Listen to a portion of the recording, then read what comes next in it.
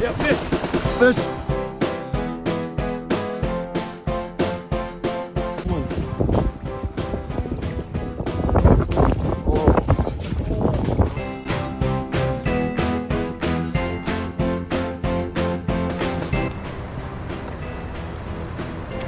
I just want to be right below his so that. Yes. So you have the fish. Yeah, when I can cork him off. Yep. I'll take your drag. And the closer the bobbers to each other, the better. I've found. Really? What? Because it. I've driven past the Skagit and the Sauk River over the years, exploring the North Cascades and the North Puget Sound.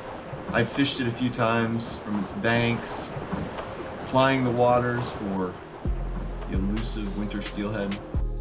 It has long been a dream of mine to float the Sauk and Skagit River to experience its miles and miles of beautiful waters. Stop, straight out. Bring that towards us, bring it towards us.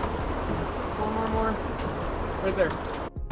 This river is full of thin otters, like I said earlier. It's the only one that closed down and we got reopened. Yeah.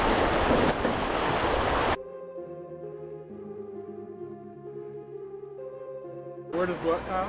I was saying, where does this rank for you in terms of all the different places you go, all the different places you fish? Like, where does this rank? This is like therapy for me. Whereas like steelhead are easy to catch but hard to find. Yep.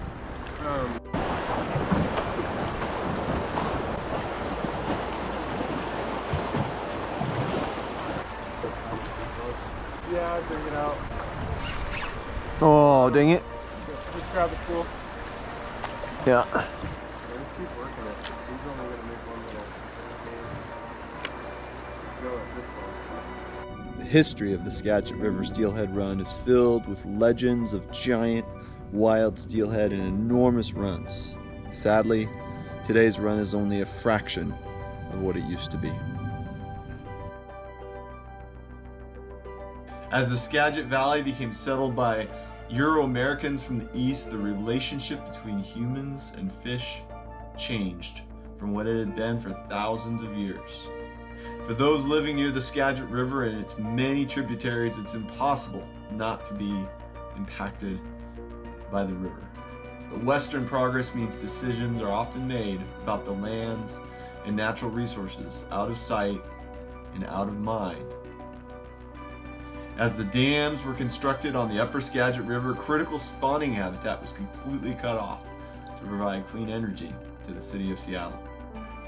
Only recently has the city agreed to provide fish passage to allow salmon populations to access these valuable upper reaches. Today, as sport catch and release season is allowed, the run size is expected to exceed 4,000 fish, which was determined in 2024, and it's why we were able to take this incredible float fishing adventure with guide Cary Hoffman, CNH Guide Service.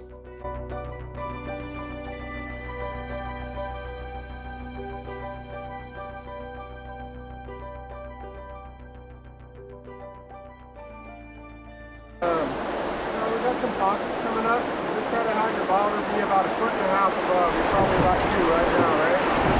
Yeah. About a foot away from that.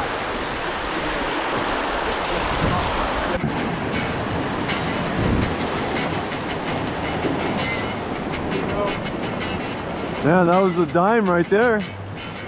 Right in that pocket. That deserves a fish. Cast like that.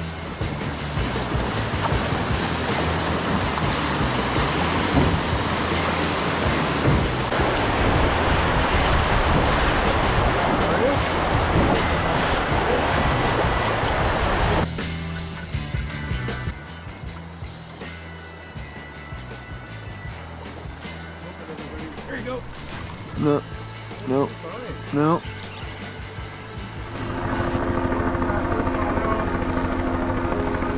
Closer to us than you think. See, yep, right on it. Yeah. It starts to drop off. Go for a throw. Good.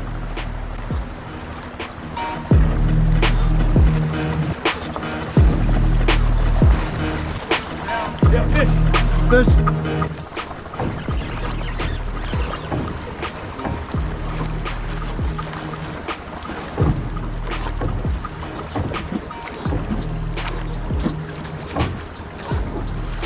That's not a snag, right? Yeah. Yeah. Nice one, buddy. Now I don't care again. After that, it might get off. It's okay. It's gonna get off at the end of this anyways. Yeah. End result. I guess that's fair point. That's a nice fish. It's a boot, Kyle. It is a boot. I think it's got mold on it. No, it's nice. Just keep it low and to the right. Yeah. There you go. When he starts to go, we will. That's a weird spot.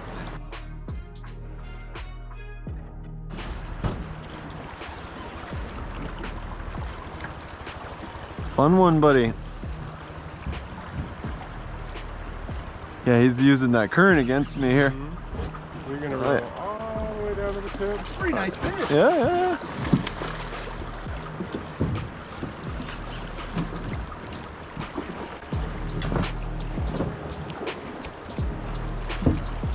Let me keep pulling him to the right. Yeah. You're just gonna get below. When you get that bobber to the tip, you're gonna look towards me.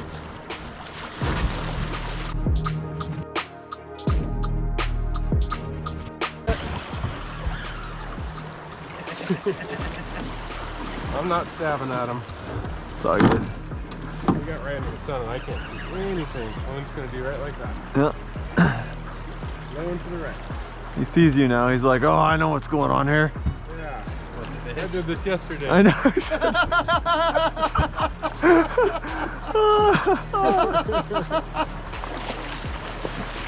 the left now. Yep. So shallow water, so hard to get that. Dragging the net on the bottom. Keep on coming. Set low and just keep pulling out like that. Real.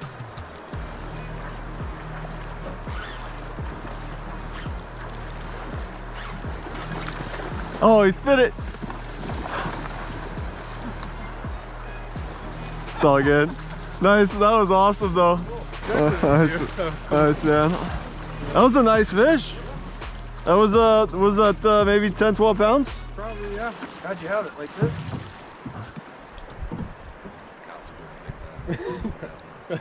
What happened? That was a basket weaver. He just doesn't know it.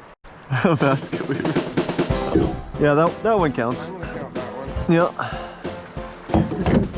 I'm gonna count that one in the negative for Kyle. That's fine. -1. That's fine. You can do that. So now if you get another one, then you'll be even.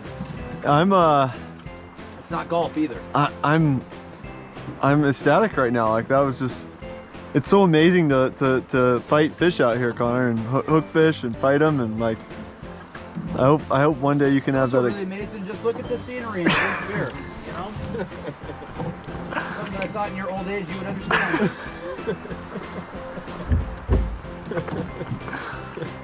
He steps in that one. Thank you. I got a really good look at it when I tried to take it down and run it over. Yeah. It looked like it had some shoulders, like it was a little fatter. Could have been more in that 12-pound class because of the girth. But I get first cast this time.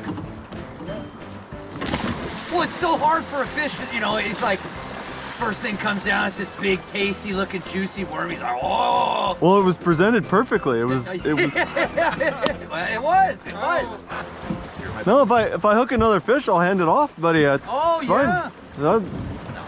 You don't want to take it. You're not gonna take a hand off.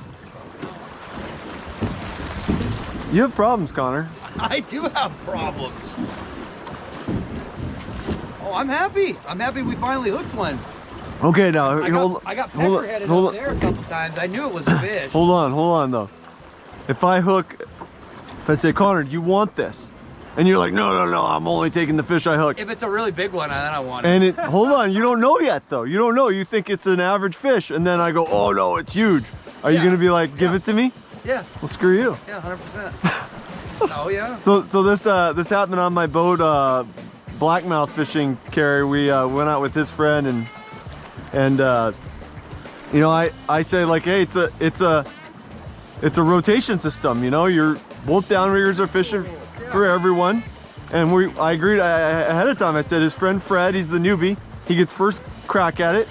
Then my friend Ash, and then it goes Connor, and then I'll go last. And so Fred gets his fish. We bonk like a 24-inch Chinook, and then we release like a 21-incher that Ash fought, and then it goes off again on Ash's rod, and his rod was getting all the attention. And he's like, oh, it's pulling line, it's pulling line. I'm like, Connor, take it. And Connor's like, no, I didn't hook it on my side, so I'm not gonna take the fish. And then I watched that play out for a few seconds, and I said, screw it, I'm taking it, I'm jumping your turn. And it starts pulling out more line. I'm like, oh, this is a really nice fish. And Connor goes, okay, I'll take it. I'm like, no, it's my fish now. Like, but I'm just trying to see if that's gonna play out again here with steelhead fishing. You never know, Connor. He's gonna keep you on your toes. He's like, oh, this might be a mid-teens fish. I'm like, oh yeah, well yeah, it's my turn. He's like, no, it's not. You forfeited it. Look, you're either taking all the handoff fish or get your rig ready. Or none of them. I'm ready. Coming up on I don't remember where he even cast it. I just followed directions really well. Is what I did. That's my strategy. Right there.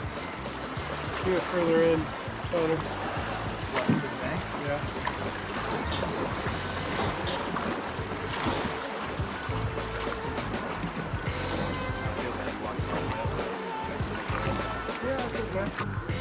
Oh, so good.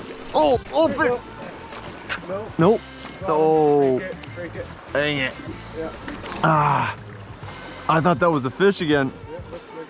The current relationship between humans and fish is more complicated than ever. But the greatest risk to the future health of these fish, just like in the early 20th century when dams were constructed, hillsides logged, without regard for impact on fish and those most connected to the fish. The greatest risk of continued decline in this incredible river is apathy. Habitat loss around Puget Sound rivers continues. Populations of seals and sea lions are at a level that NOAA and WWF has determined will not allow wild runs of salmon and steelhead to rebound without some mitigating factors. The reality is that not enough people care about the land, the river, or the fish. At PNW Best Life, we are advocates for harvest opportunity and living that lifestyle of harvesting what the land, the sea has to offer, but only as long as those opportunities are sustainable. Our vision for angler and sportsman of the future is one of stewardship. Stewardship requires action. It requires partnership. And ultimately, respect for the resource and the people who are most connected to it. Absent this connection to land, and fish, and people, the forces of progress will always justify land use practices and ecosystem management that justifies the apathetic destruction of the resource itself. Tino Villaluz, Wildlife Program Manager for the Swinomish Indian Tribal Community, in a story on SmithsonianMag.com written by Adam Sowards, was quoted as saying, "The river feeds us in more ways than just economic viability in days on the river. It feeds us literally by providing nutrients, and then spiritually at a level that few could understand from an outside world." He describes the Skagit as the bearer of life. Because I like fishing small rivers and, in a pair of waders or a raft or a drift boat, but like favorite kind of fishing, and take all the ocean stuff and power this and power that. You can just put all those big downrigger crap away and. That's a real connection, Oh yeah.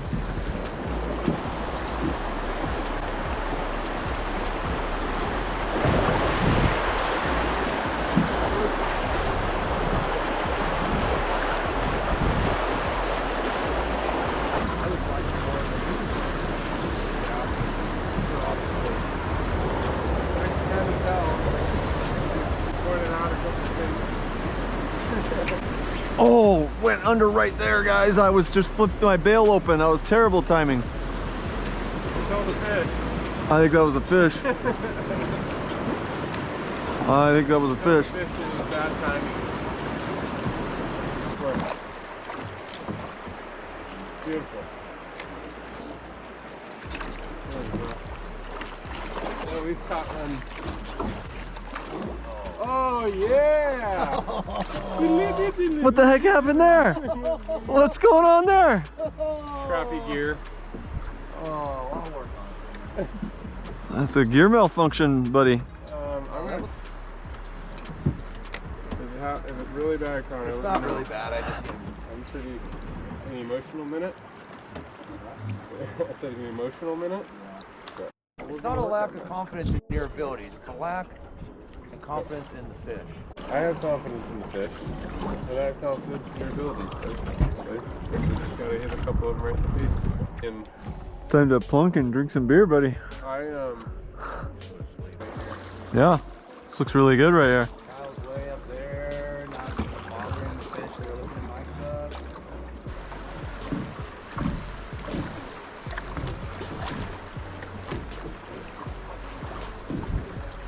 As you can see, Connor's confidence had started to become shaken.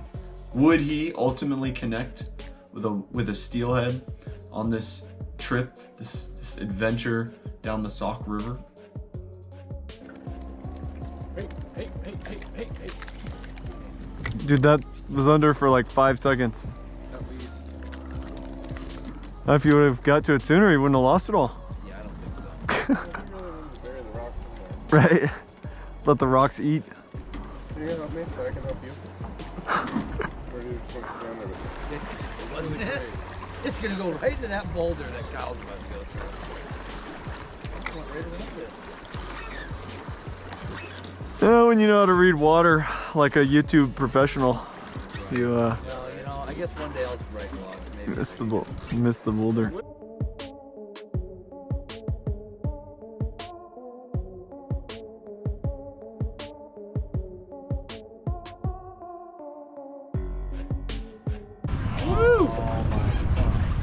What?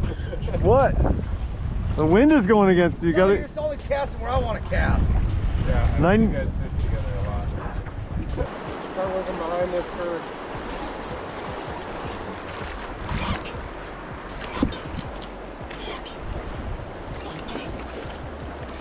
There we go.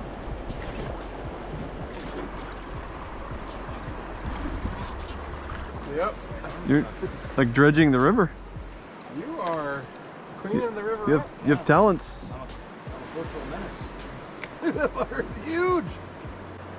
Oh, see, I Oh! Take the fisherman out of the tilting, but you can't take the tilting out of the fisherman. wasn't even paying attention. Right there, Connor.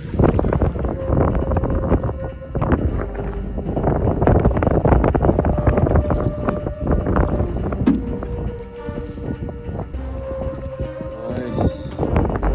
Right in. It's a chrome one. Whoa. To the right.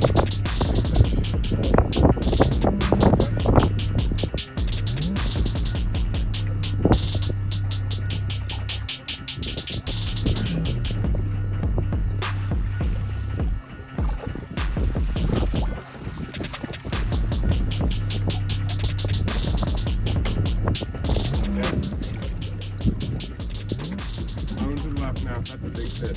Yeah,